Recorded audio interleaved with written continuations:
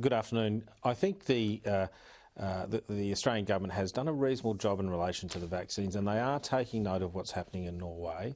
But I do recall Professor Murphy giving evidence to me on the COVID committee that said that the elderly would not be the first to get the vaccine because they hadn't had enough experience with it. The plan was to give the vaccine to aged care workers, to healthcare workers, perhaps those that surround the elderly, and delay the vaccine for the elderly for the very reasons that we might be seeing in Norway. But that should mean, yes, we need to look at this carefully. It's important to stress, though, this is, from what we know, might be more to come out. It's not just about being old, perhaps over than 80, but underlying health conditions, and from the sounds of things, pretty serious ones as well. Yeah, look, and this is one of the reasons why the government has a number of different options available to it.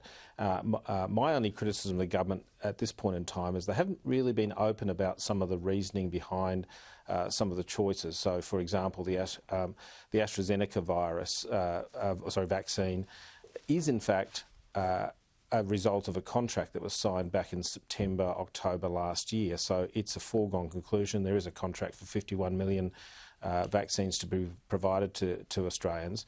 It's not as effective as the Pfizer vaccine, may have a different range of symptoms, but decisions were made in circumstances where not all of the information was available. We do have a bit of a mixed bag, and that's probably a good thing. Yeah, perhaps multiple vaccines, which is the approach. You know, you can never have too many in this regard. I wanted to get to an issue I know is close to your heart, the future subs contract. A report today in the AFR that perhaps there could be the radical step, and this is not confirmed by the government, but of searching for a new answer, not the French subs contract because of ongoing tensions and cost blowouts. I mean, this would be a huge embarrassment, wouldn't it? Oh, look, I think it's inevitable. This is a submarine program that's not affordable. We've seen the program is 17 months late on one important milestone. It's $39 billion over budget, and it's not achieving the objectives that we had for such a high-price contract of engaging and utilising Australian industry. This project, just the blowout alone for the next 38 years, will cost the Australian taxpayer $2.8 million per day. We have to have an alternate.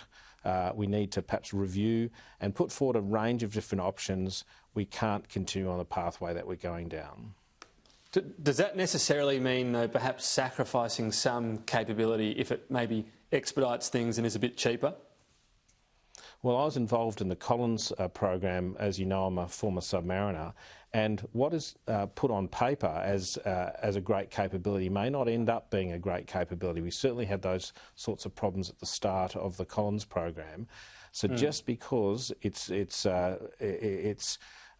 cast as being a regionally superior submarine doesn't necessarily mean you end up in that space. This is also a program that delivers us a submarine in 2035 in circumstances where the strategic environment has changed substantially since this project was first floated in 2009.